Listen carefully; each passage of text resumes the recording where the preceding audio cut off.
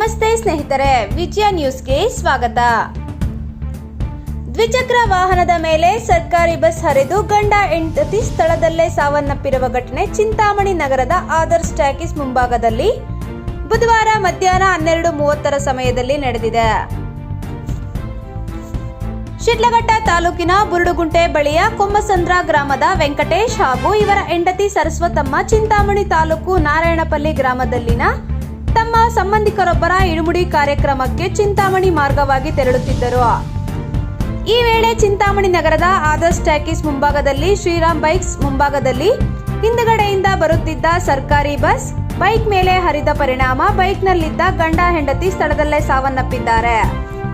ಚಿಂತಾಮಣಿ ನಗರದಲ್ಲಿ ಅಂಗಡಿಗಳ ಮಾಲೀಕರು ರಸ್ತೆಯ ಫುಟ್ಪಾತ್ ಜಾಗವನ್ನು ಒತ್ತುವರಿ ಮಾಡಿಕೊಂಡಿರುವ ಕಾರಣ ಶ್ರೀರಾಮ್ ಬೈಕ್ಸ್ ಅಂಗಡಿಯಿಂದ ದ್ವಿಚಕ್ರ ವಾಹನವೊಂದು ಹಿಂದಕ್ಕೆ ಬಂದು ರಸ್ತೆಯಲ್ಲಿ ಹೋಗುತ್ತಿದ್ದ ಬೈಕ್ಗೆ ಡಿಕ್ಕಿ ಹೊಡೆದ ಪರಿಣಾಮ ರಸ್ತೆಯಲ್ಲಿ ಹೋಗುತ್ತಿದ್ದ ಬೈಕ್ ಮೇಲೆ ಬಸ್ ಹರಿದ ಘಟನೆ ನಡೆದಿದೆ ಎಂದು ಸ್ಥಳದಲ್ಲಿದ್ದವರ ಮಾಹಿತಿ ತಿಳಿದು ಬಂದಿದೆ.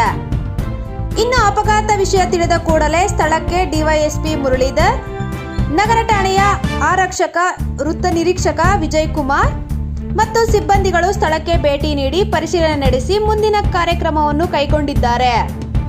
ವಿಜಯ ನ್ಯೂಸ್ ಚಿಂತಾಮಣಿ. ಸ್ಥಳೀಯ ಮಾಹಿತಿಗಾಗಿ ವಿಜಯ ನ್ಯೂಸ್ ಅನ್ನು ಸಬ್ಸ್ಕ್ರೈಬ್ ಮಾಡಿ.